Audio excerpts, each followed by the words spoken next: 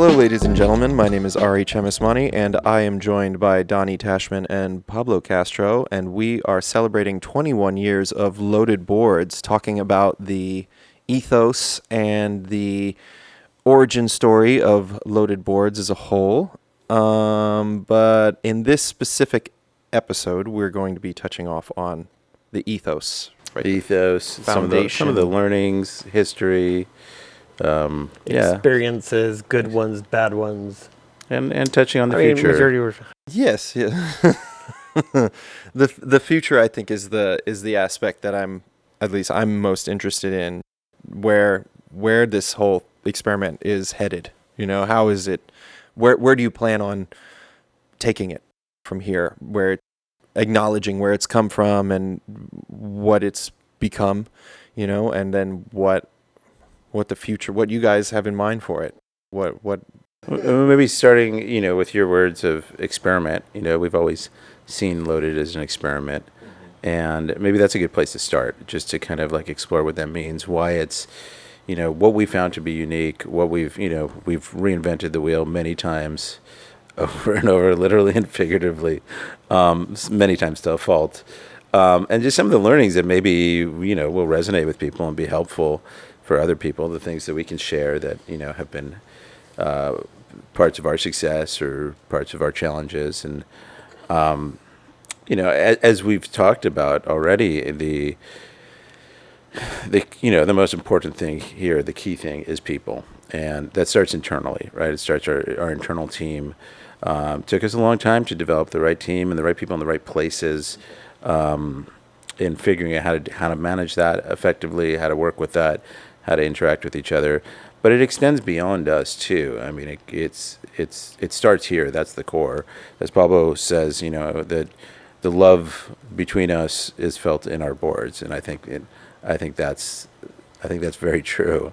But it extends to our distributors. It extends starting from our manufacturers and all the people that we work with. Exactly. All the way to our distributors, to our shops, and to the end user. So in terms of our manufacturers, we've been blessed to work with some really incredible people for a long, long time.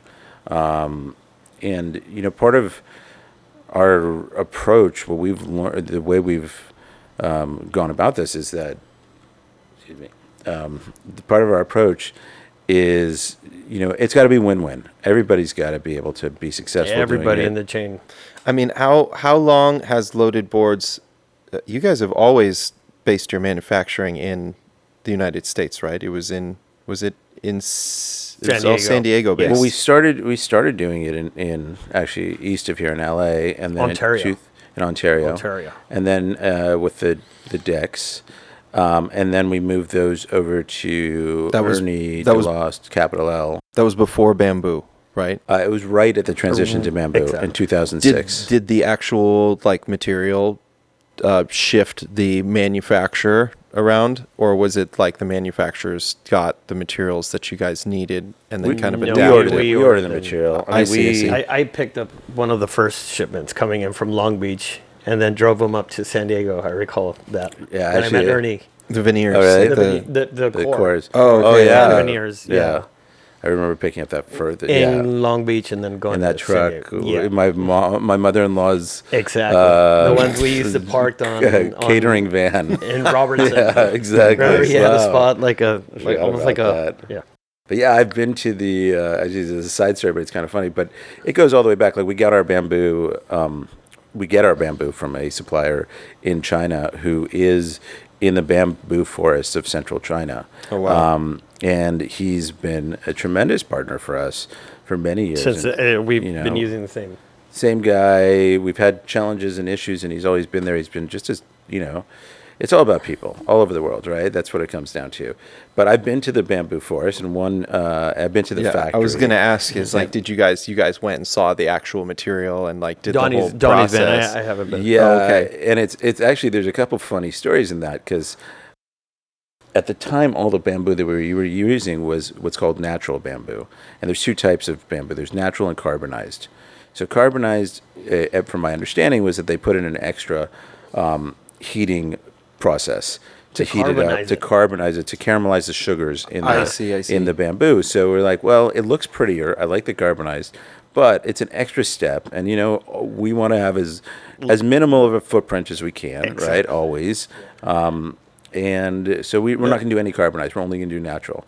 And I go to I go to this factory, and first of all, the factory was like, I mean, this factory, yes, some of the machinery was new, but like this factory could have been out of the 10th century, or 11th century. And they were like, and in a way, it's like amazing because it's super sustainable. Like they're using the river that runs through it to power the factory. They're using all their offcuts to burn and heat their place. Do you know what part of what you said it was China? Is that Anhui? I don't know if I'm pronouncing that right. The Anhui region of China. So the factory is literally in the middle of all these bamboo mountains, these forests of bamboo mountains. Yeah, I was going to ask if it's like a mountainous region or if it's heavy forest. Heavy forest of bamboo forest. It's in there. It's like, there's no transportation. You're like looking, that hill is the bamboo we're are they using right now. Actively cultivating the bamboo forests? So they're replanting, and it'll be the same in 2 years. Yeah, well, that's what's so amazing about bamboo is that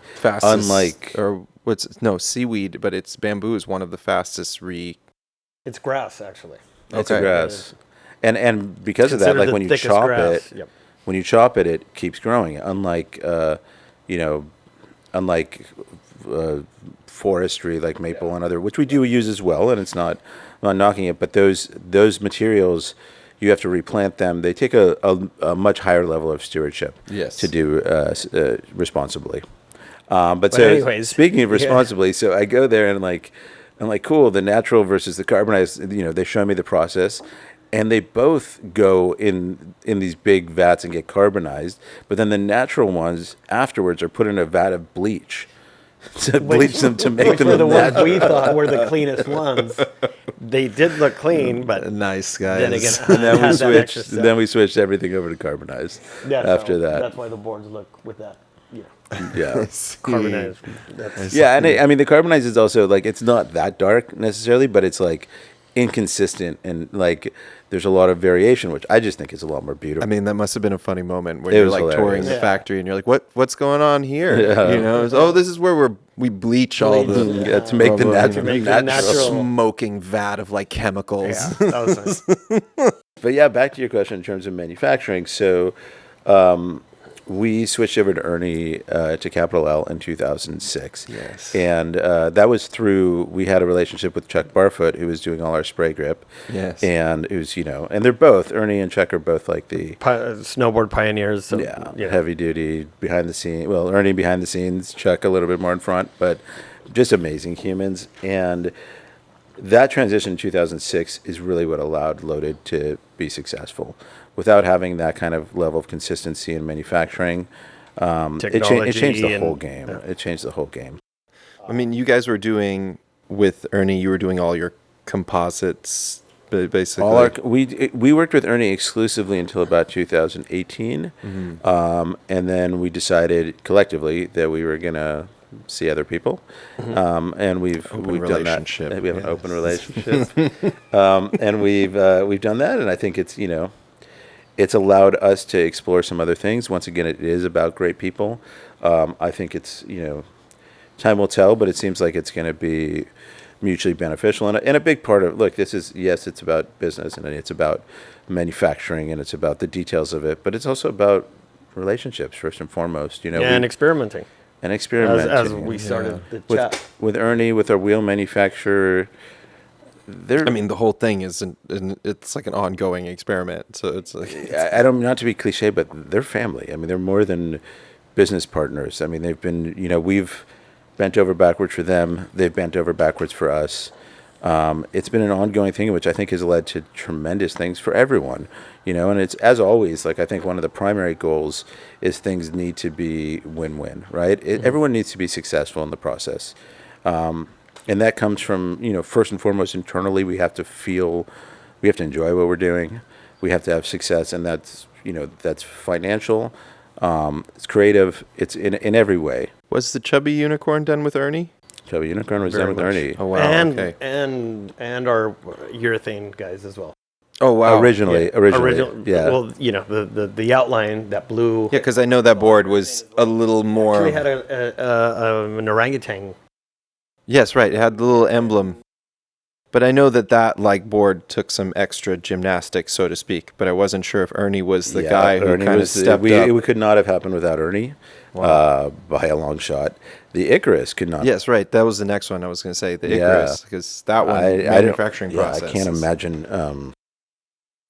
I mean, there are some amazing, talented individuals out there, but from our experience, and I've been to many skate factories around the world, what Ernie does is next level. Yeah. And and we plan to continue to work with him for as long as we can keep doing this. We both feel like we have a lot to give, and very grateful to have him in our lives. And Ernie's like basically Ernie handled all of the composite boards that you guys did, all of the fiberglass kind of stuff. The vast majority, yeah, everything until 2018, and then since then. All of the more technical composite stuff he's done. We've done a couple other composite things here and there, but in terms of like attention to detail, working with Desi at Entropy, looking at Pablo's hat, that's right. is like just in terms of the details of the epoxies and fine tuning them. Desi's also been amazing. Entropy's, for those who aren't aware, Entropy's a bio-based resin, and Desi and his brother who started it are just brilliant. But a lot of these like production techniques, so to speak, like they were like you guys developed them alongside Ernie. It was like a co-opt kind of thing. It was whenever weekends you guys of staying in San Diego.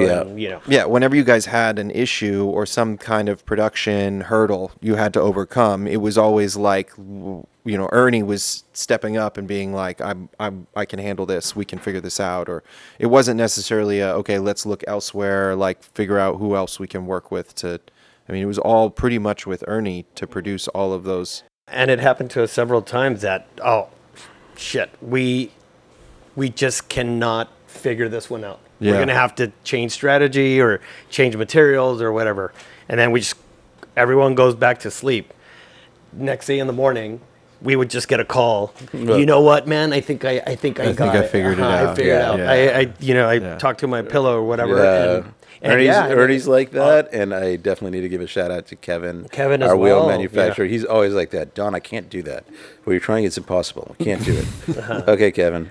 Like 3 days later, give him some time. I figured it out. I figured out how to do it for a minute. But at the beginning, he's like, I remember I could see it in his face. Like, why do you guys freaking want to create more? It's the wheel, man. Just take it. Why do you want to do this or these? How do you call the things we did with the heat? Right. All that stuff.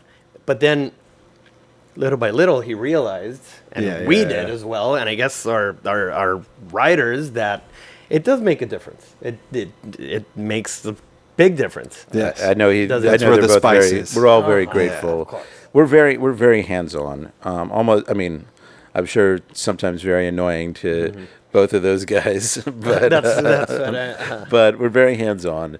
Like you're saying, for many years, I or other people here, our developers were in the factory. Yeah. We even had a full-time employee at Ernie's factory doing product development for a year at one point.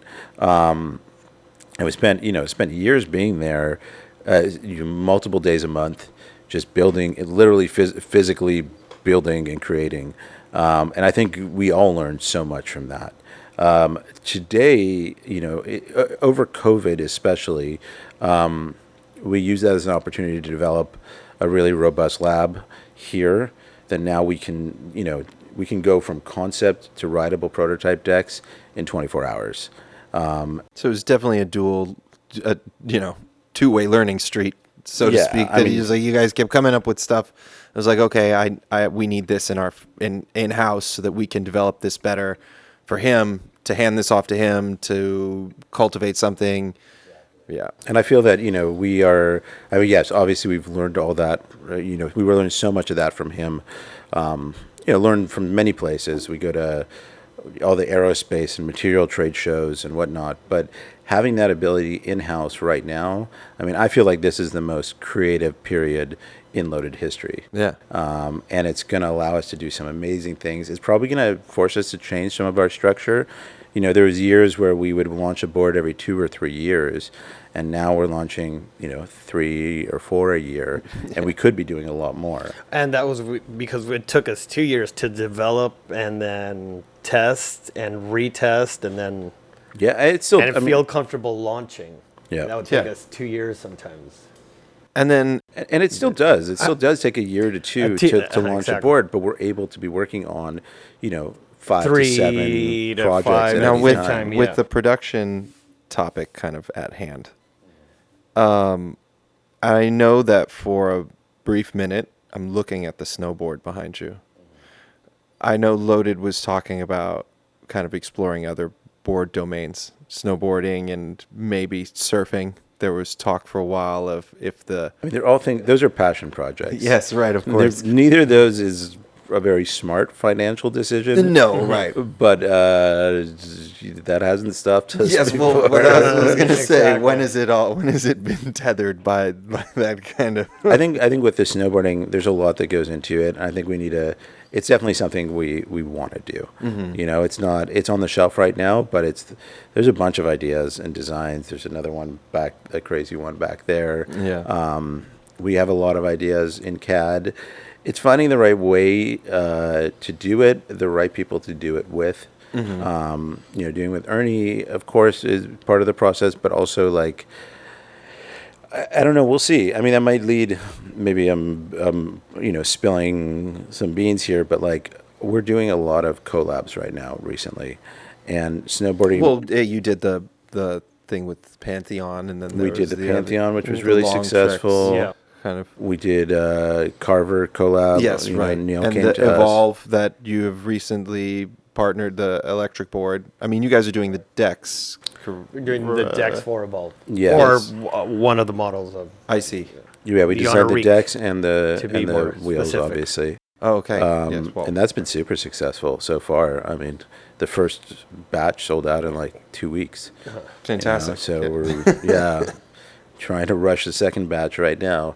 So that's been a lot of fun. I mean, because electric, like, look, we have a lot of history in electric. Yeah. Boosted came to us in 2013 when they were, John and Sanjay and Matt were grad students at Stanford, and they had used a Vanguard as their graduate thesis to build an electric board. We have that board. Yeah.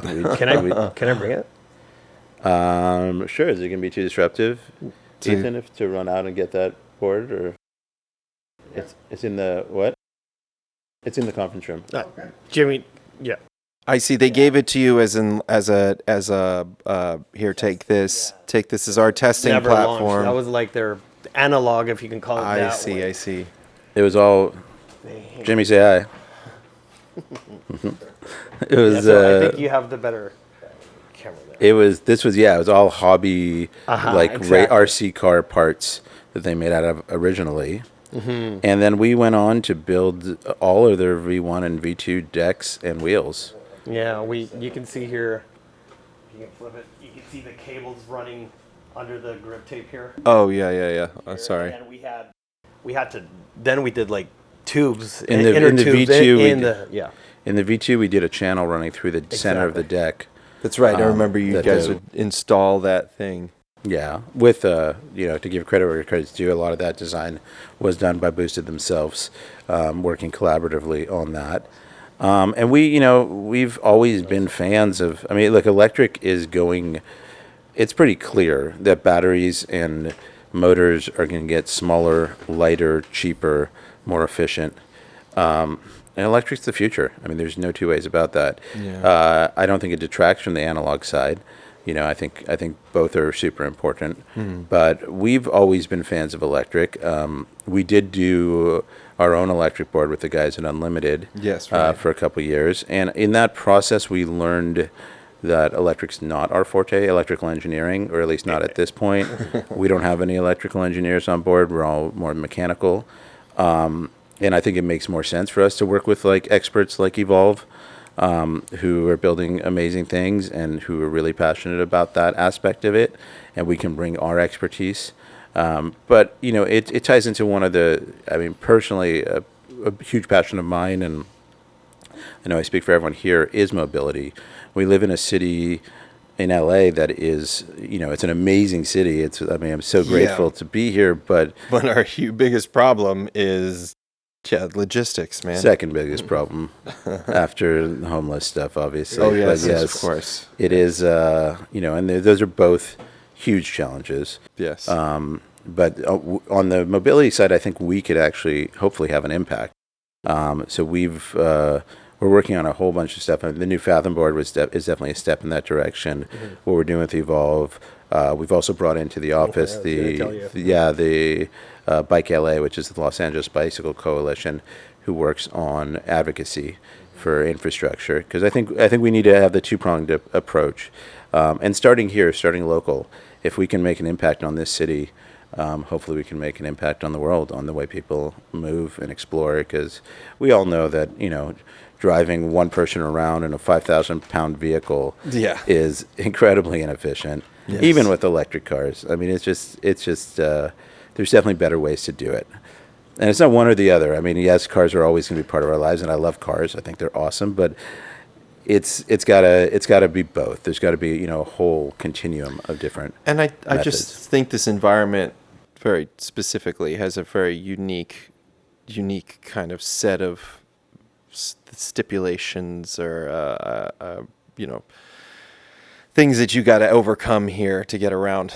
You know what I mean? I mean, and public transportation in Los Angeles isn't what you would call top notch. So definitely the third mile vehicle comes into the equation pretty frequently here. I think more so than other places like New York or any other place with a functioning public transportation system. Mm-hmm. True. So yeah, and the big challenge here is safety. Yeah. It's a sense the of wider safety. streets, cars go. Yeah, interfacing with any kind of motor vehicles, it's like the safety factor definitely, becomes a huge thing. So Yeah, it's a challenge, but it's I think it's going to be driven by new vehicle companies. Mm-hmm. I hope that we are one of those, but I think that change is going to happen. It's the right side of history, as Eli from Bike LA likes to say, and I very much believe that. And we, on that note, we are working on a bunch of new collabs, which I can't really talk about right now, but with some very interesting companies that could potentially lead to some tremendous changes in tremendous new vehicles. So, in terms of our future, once again, this being such a creative period, I just think there's so much. I know there's so much we can do, and I feel obviously a ton of gratitude to be in this position, but also a huge level of responsibility that we need to be smart about how we approach this and what projects we take on and where we go. all these people are involved in the manufacturing process, and Loaded Boards has become an experiment that is beyond just the framework of the company. It now involves all of these other entities and people that are doing their own thing. And Loaded Boards is now kind of inspiring these other entities in some regards to develop in ways that they didn't previously, they'd always thought about doing something very specifically for a very specific market, and all of a sudden Loaded Boards comes along and is like, I need you guys to make this like this. Mm-hmm. And they're like, why would you ever do that? And that starts from the raw materials, having the relationships with the people that provide us with the raw materials, having a great relationship, because it starts from there, telling them, what if you do the bamboo like this, or like what we were talking about before with the bleach or carbonized. It starts from there, bring it in, and then we go to then we design internally here, and we go to the manufacturers, try to experiment and test all these. So in that whole process, that back and forth, it's like you guys are nurturing these kind of relationships, intercompany relationships with these people. Now, have you guys encountered situations where someone is not necessarily going in a direction that you guys are also going in, and not is many there times. friction there? I don't Is it- think many. I can say many times. Is it a We've situation found where we've had to learn hiccups? You know, Yeah, of course. find the right people and learn, and the right people at the right times. But I dare to say we've been working with the same guys, raw material wise, for years. Yeah. You know, we're not jumping from one to the other. Nothing. If it's the same product, we're not jumping. Sometimes we even feel like they're charging us a little bit more, and we could get it cheaper with someone else, because you always get these other vendors that are like, hey, I can get it cheaper for you. Yeah, But that was I already have a relationship. We already have a relationship with this guy. So it doesn't matter. We already know what we're getting. The mindset And- is exactly. truly based And within. correct me if I'm wrong. In the way I think in say the it. long term, I think we probably actually get it. We get a better correct me, but, quality fill product in. at a better price in the long term. There's definitely From things nurturing those from relationships. nurturing the relationships. Uh-huh. One thing that happened during COVID was the cost of urethane started to go up, started to skyrocket. Yeah. And Kevin called me. He's like, "What should I do?" And I was like, "Buy Bunch. everything." Kevin being your Our wheel manufacturer. okay. Buy Buy everything. as many barrels as you can. Wait, you Of your told thing. Kevin? you Yeah, told he's like, Kevin it's going to be 25% more. And like, what should I what buy should I do? I these? said, Like, buy everything you can get your hands on. Yeah. We're That was going to a make great sure. move, actually. And then the price went up over 2 times, and it still is. But he bought everything at 25% above where it was originally. So we raised our prices a little bit, but if you look at a lot of the other wheels out there, they were, first of all, a lot of people didn't have access to material because it was limited, and because they were scared to buy because of the price going up. But also, this really helped our business, and it helped his business, his other urethane stuff, because he got it at a much better price than he would have otherwise. It was luck as well, but it was luck with a little bit of Yeah. future planning. But it was with the mindset that it's like, we're going to take care of our people first. we're going to take care of our people, and we're here for the long run. Yeah. This is not there's no. It's a support thing. It's like, yes. We're here. We believe in the 100-year business. Being Yes, around right. for generations. I mean, that's the goal here. That this is not a short term. Our relationships are not short term. We're not. There's no fly by night. We're not looking to Yeah. burn anyone or work with people who think like that. I mean, I think it's very much about working with people who have that same mindset of making it win-win. And maybe this is a good segue into, something that maybe some people may consider a little dry, but I think is actually really important to discuss, which is our pricing strategy. Yeah. People complain, we hear it a lot, that loaded's very expensive. The reality is the way we do it, and which I'll explain in a second, it should be a lot more expensive than it actually is. But we need to make sure that everybody in the process is making enough money to be successful. Yes. Enough and a decent, Decent margins. and it's getting harder, obviously, Yeah. day by day. No, inflation, currencies going all crazy. We've never taken a Our race raw to the materials bottom going approach. up. We build the best product that we can, and then we our figure price. out our cost. I mean, we figure out our cost, and then we add whatever we think is fair for our distributors, our shops, or the shops that distributors buy from, and then the end consumer. And hopefully the end consumer, yes, it'll be a pricey thing, but the goal is to have him satisfied with that soulful product that we think we created for It's him. just interesting because, like, I know that, when I don't, being a Grom skater years back, thinking about it, looking at the loaded boards, we always kind of viewed loaded with this idea that, well, the Dervish may cost more, but dude, that's like a Ferrari, that board is like, there was always the mindset, even amongst our motley group of skateboarders, that, if you got a loaded board, it was because there was time invested into that board. It was a product. You were buying something of quality. So even the people that were like, I'm going to buy a board, but, I'm not ready for a loaded yet. It's like that board is like, when I get a little better, I think I'll invest in a loaded, But it was always this kind of mindset that, like, oh, dude, that's a hell of a board. You know, like if I'm gonna invest in a skateboard, I'm gonna treat myself to like a loaded board. You know, That actually reminds me of a story. In 2003 or 2004, I was at the ASR trade show in San Diego, and Marcus Valdivia, he was head of international sales for Sector 9 at the Sector, time, became the president of Sector later on. He literally took me under his wing, and he's like, I've been watching what you're doing, and we're partners. We're bringing people into this industry, and you're helping them grow. Yeah. And that was, hearing that from him was super inspiring, and I think it led to a lot of the way that we look at our business. We're not here to be the cheapest. We're here to do the best that we can, not to cut corners. One other approach that we take is, as you may notice, we never discount. Our products are the same price all the time. Yeah, there's no sales. There's no sales ever. There never has been. And the reason for that is because everybody's got to make money in the process. Someone's gonna lose if we discount a product. Someone is gonna lose, Yeah. right? And that's what we're trying to avoid. And we don't build products that have built-in obsolescence. Our boards, to a fault, they last a long time. Yeah. I'm still riding. I still have boards from 2002. There's people still riding chubby Yeah. unicorns out there right now. So Yeah. it's like Brought a memory right now. Remember we used to throw boards inside your mom's pool? Yeah, We would throw boards inside the pool and leave them For 3 2 3 days. oh, Yeah. to see if like the delamination or weird stuff. And this is like, drive over with my Jeep. Exactly. Yeah, that was early.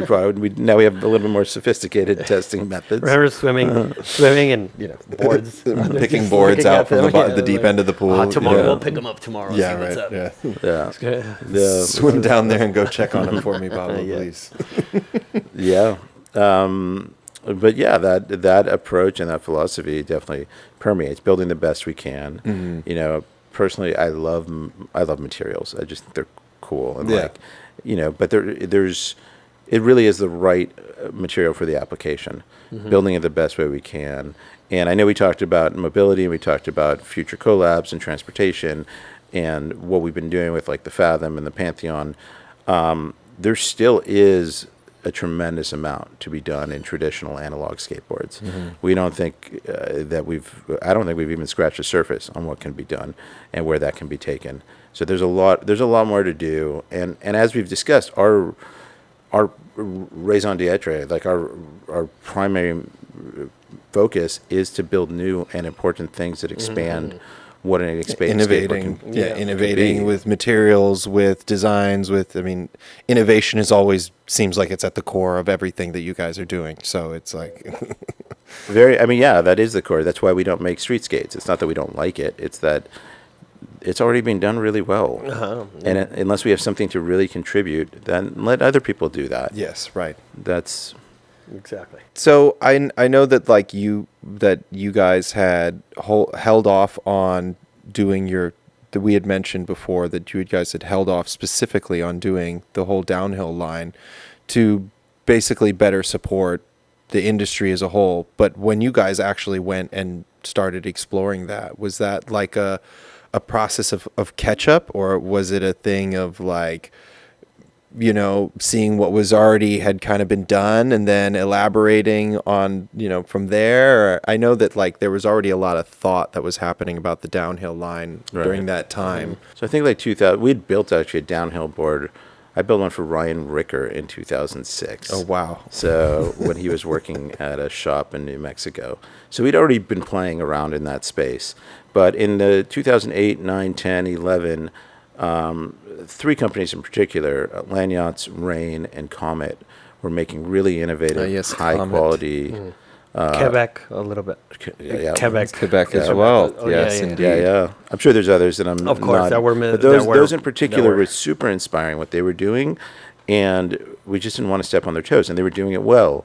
Rain was innovating in some phenomenal ways. With Yes. fat bottoms and the different, the way that they were using the materials. Lanyards had so many different interesting shapes and ideas as well, and Comet also was exploring all kinds of new bio-based and eco-friendly approaches, which is, Jason continues to be a huge inspiration to us. So we really didn't want to step on their toes. We were helping promote them with our videos because, most of our videos at that time were downhill videos using orangutans, but using Because of their the wheels, boards. yes. Yes, right. So the basically that's when orangutan allowed you guys to still keep a foot in the Be in in the touch in water, that yeah, one. toe in the water. Yes, but still kind of being on the outside, taking the back, the back of the class. Yeah, and so to do the Chubby Unicorn, Colton and Kyle Chin were very involved in that board. But that had started before, right? You guys were kind of developing that in. We were developing that for a long time. a long time. A long time. It took a while. Yeah. I It took a see. while. And one thing that's interesting is we probably started in like 2008, and then seriously in 2010 we dialed in. We had to like literally create software to project 3D surfaces onto 2D structures so that we can pre-mill the cores. Nowadays that technology is more readily available. I was always fascinated by how you guys managed to figure out how to join the wood core to the urethane edging. There was like a bonding process. That took a long time. There was a bonding process. Then and it you was guys, the UHMW. It was the bottom, wasn't it? Yeah. it was like an interlocking thing that you guys came up with or something that you were telling me about. We did on that on the first Tarab. We did a very intricate interlocking. And it was super cool. Yeah, It was like, But very difficult and super pricey to produce. Yeah. That's why we had to get away from it.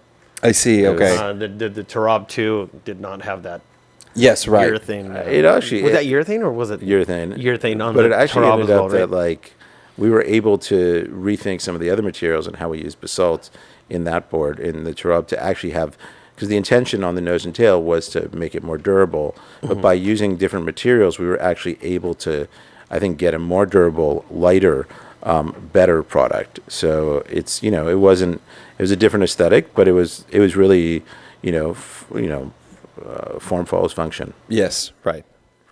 Well, there is always like that element of it kind of imbued in what you guys are doing, that there's like a lot of design heavy, a lot of it's led by the design and the thought of it and the functionality of what you're doing. There's no like frills, if there is something that looks weird on a loaded board, it's with some kind of intention in it, there's Not different for the sake of being different. Once again, it's yes. it's we've and some of it also sometimes it just kind of is in the air. Like I remember when we developed the wheel flares, the whole concept of a wheel flare.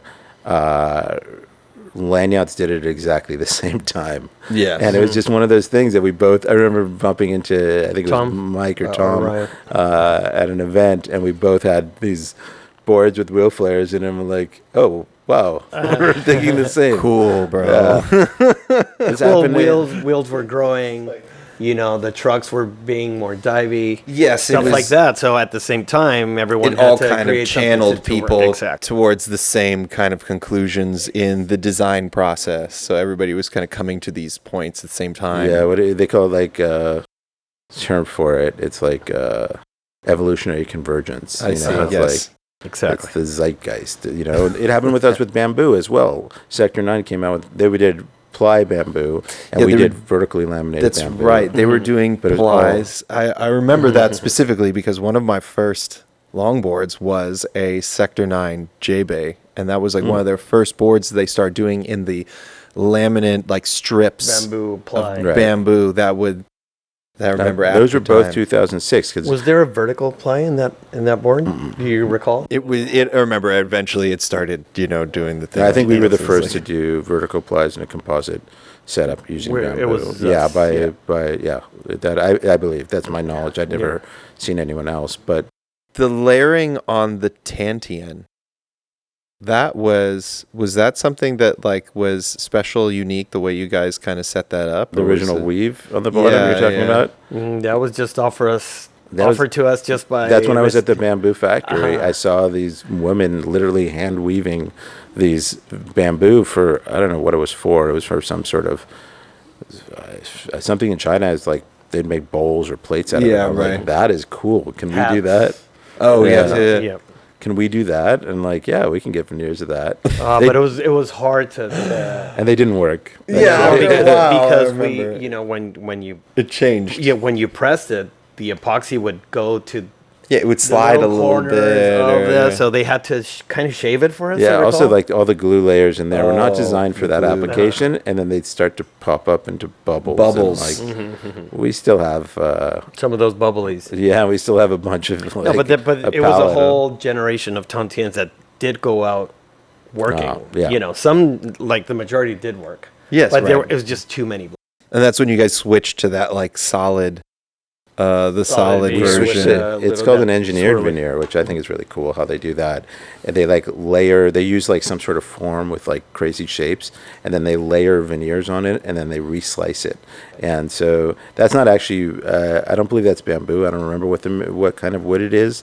But it's, yeah, I just think it's really cool the way that thing does. And that's, you know, it's at that point, it's a protective and a graphic layer. It's not a structural layer. So we felt that was, you know, fair game. Kind of like cork, but cork, I actually think, you know, we started using cork in probably around 2010 as part of more of a, you know, our continuous effort to like reduce our footprint and use more sustainable materials.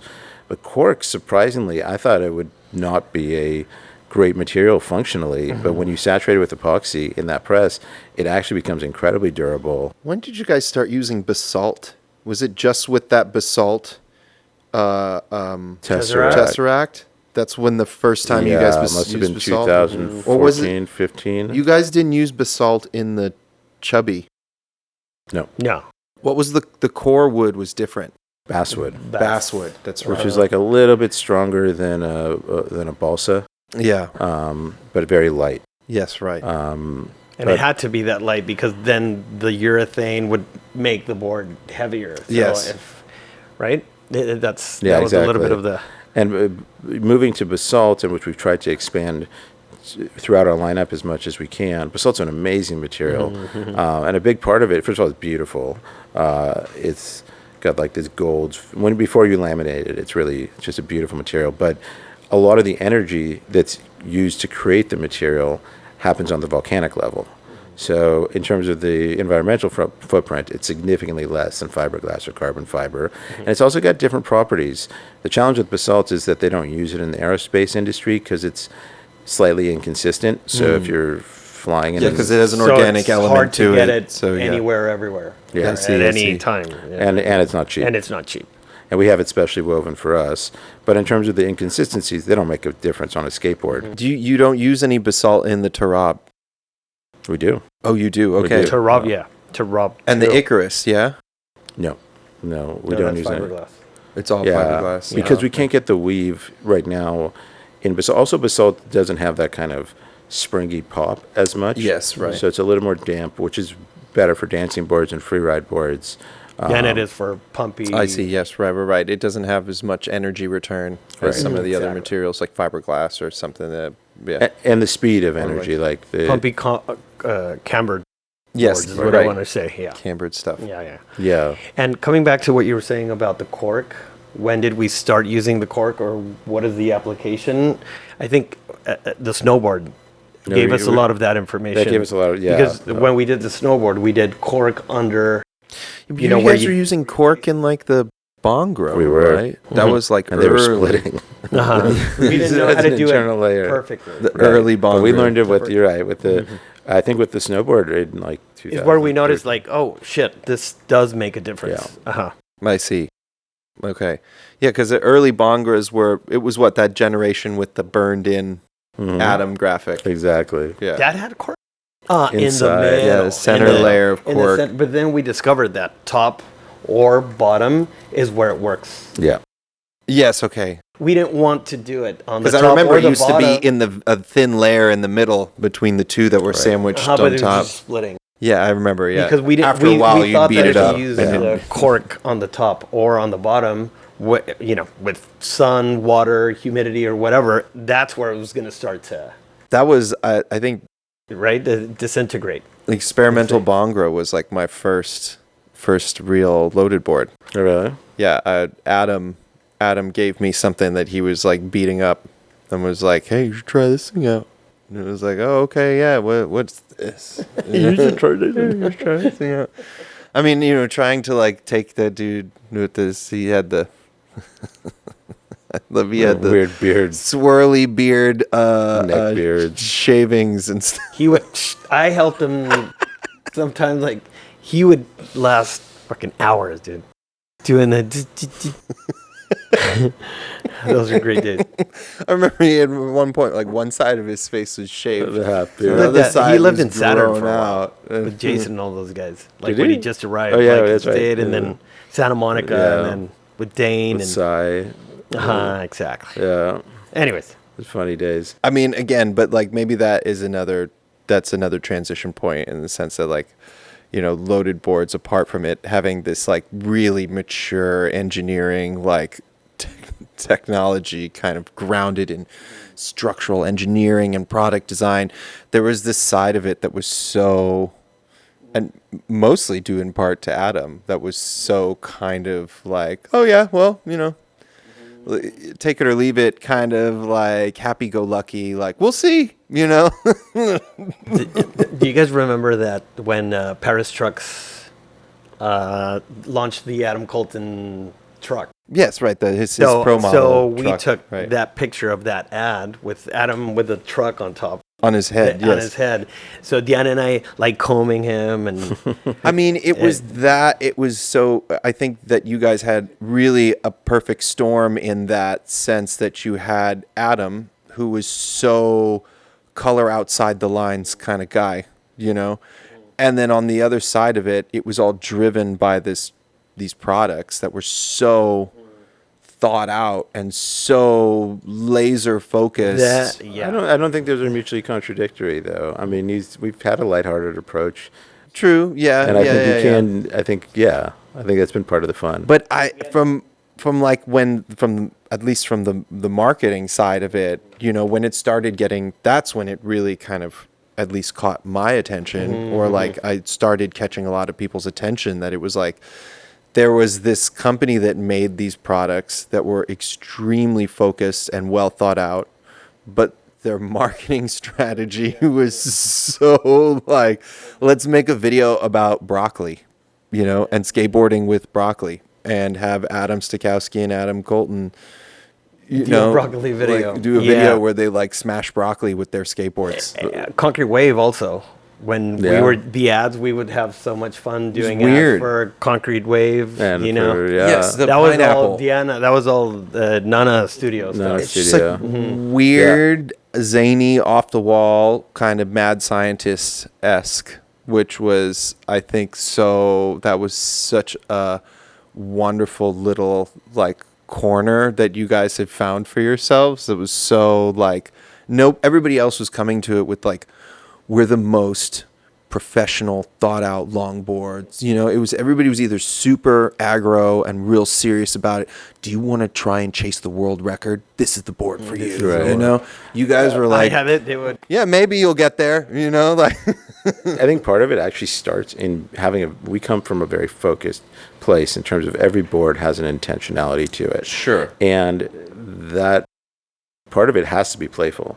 So like, I think shout out to But Deanna it's and very- Nana Studio, just like the graphic side, every board is designed from a concept first, and the graphic follows the concept of the board, what it's intended to do. But it's very easy to get caught up in your own kind of, language and be like, hey, everybody, look how much time I spent thinking about this. You know what I mean? Look how this product is designed to this extent. We spent this many hours putting this much time into developing this. You see it all the time.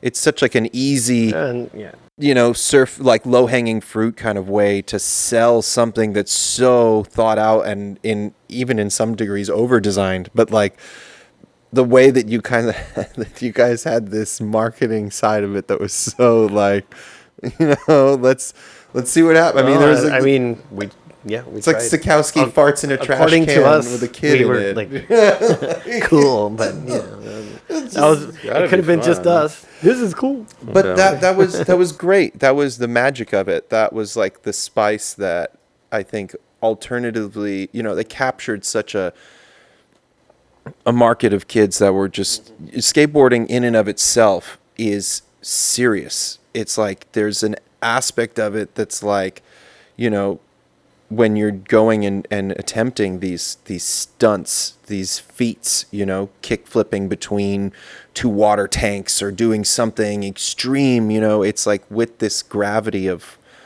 like, you know, something terrible could happen to me. But the fact that you guys were adding this like lightheartedness to like even like downhill skateboarding, for instance, like Adam Colton like flying down Tuna Canyon. There was like an early video of him in like a motorcycle helmet, like blasting with like Louis Poloni and James Kelly down Tuna Canyon, which is like a breakneck road in Malibu. And like, yet even still, there was like a kind of lightheartedness, like, I'm gonna do this, you know, like that. I think that from a standpoint of like inclusion was incredible because it made it accessible to a lot of people. You know, it wasn't unattainable. It wasn't like, oh my God, like I'm never going to be able to go like 65 or do some kind of weird, insane stand-up slide or a cross step. But Adam's kind of lightheartedness. He brought a It lot was to the part of the table. plan, inclusiveness. Like Yeah. everyone's welcome to But try our maybe stuff not just and- Adam, you know, all of you guys. Yeah. Of course, but again, it's always been part of our. Inclusiveness has been first and first and foremost. Everyone's welcome, and We want to share the stoke that we experience, and that's part of it is having the fun. And I will also include many of the other brands. One person we just mentioned in passing that I do want to give a shout out to is our good friend Joey Pulsifer at Paris. Paris Trucks. Paris has been obviously has had a tremendous impact on our our success, on what we've been building. We've been using them extensively and built a great friendship. But Joey also has had a pretty zany, different marketing approach. I mean, in Lanyards and Rain as well, we had our different eras, but like it's been fun, and we've kind of played off of each other in a way. Yeah. And we're very grateful to have Everybody had all takes those their people. own approach to it. But I think that you guys specifically had this kind of, even in your DNA, of like showing what you guys were doing, essentially even like selling the boards to shops. You were going and doing like weird things to showcase the boards, running over the board with your Jeep. It was like a sense of like, how can we do this in, a different manner, even if it comes off as looking weird or we come off looking stupid, it won't matter. Doesn't We're just matter, trying. Exactly. You got to explore, you got to experiment. But it also has to come from a core value, which like at that point it was the core value was like, we had this thing that was bringing a lot of stoke into our life, and how do we share that? So like our original marketing, the first year or two was we'd give a free demo board to every shop so that people can go and ride it. And then Colton coming on board had a huge impact on our ability to like showcase that via YouTube, and events, and like events. local events. Yeah, right. So he was local events, as in he was basically spearheading local events. He was hosting. Yeah. Adam was hosting his own local Yeah, he events. did what, like the LA Bomba. LA Bomba. There was the weekly events in Santa Monica where Dog Sessions is today. I see. That would happen every Thursday. Then there was that hill, the hill in Santa Monica. Oh, Bicknell, Ocean and Not Bicknell. Bicknell. There's another one, not Harvard, but like where the college ones are. 21st and yeah. Marine was Yeah. it the big Yeah, one yeah, over I there? think The that's- double, the double tier one. Yeah, okay. I think that's the one. It's, No, no, it's a different No, one. it's I a don't different know. one. Yeah, Franklin. Franklin. That's right. The Franklin Yes. sessions. Oh, okay. Yeah, so he did a bunch of those, and then those faded, and it's really been the past. I mean, you've been doing Gel Labs for how long now?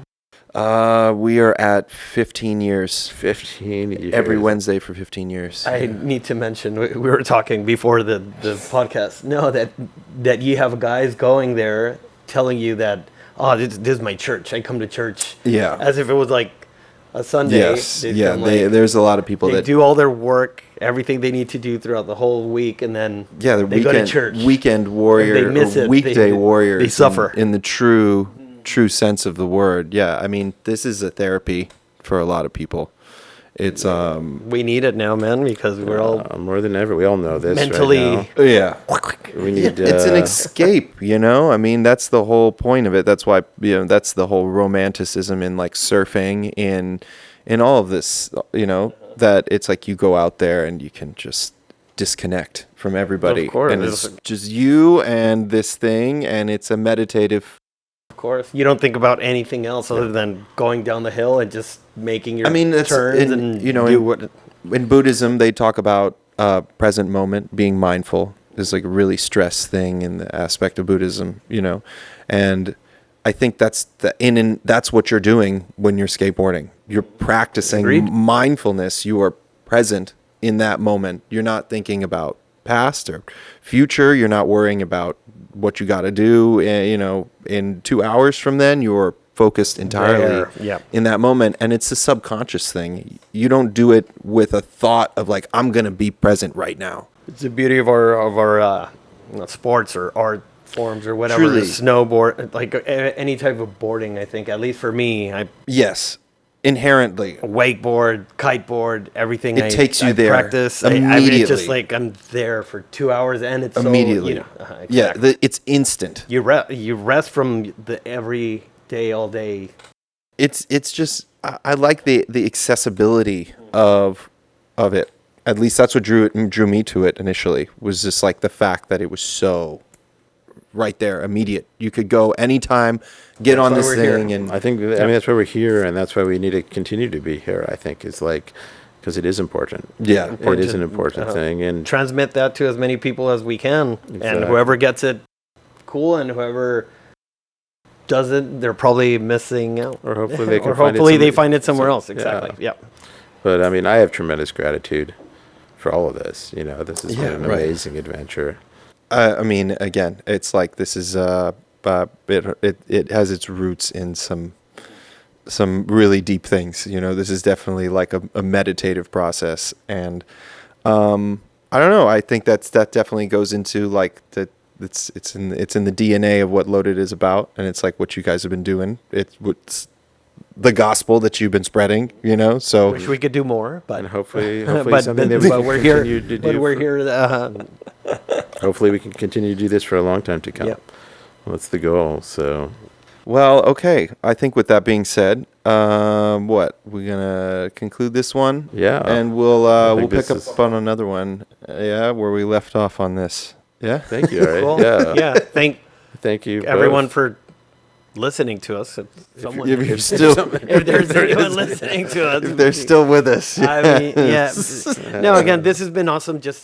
It makes me remember, at least me personally, remember all the good, bad, medium shit Ups we've and been through, downs, ups in and downs that we've between, been yes. through to do this, and I appreciate everyone watching us. And everyone who's been part of this. And everyone who's been part, and then everyone who hasn't. The Loaded Boards experiment.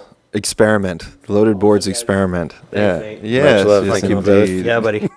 Cool. All right. Thank you guys so much for joining us for this episode. We will hopefully see you next time. This has been the 21-year anniversary of Loaded Boards, and we've been here with Don Tashman and Pablo Castro. I'm Arian Chamasmany. Thank you all for joining us, and we will see you next time.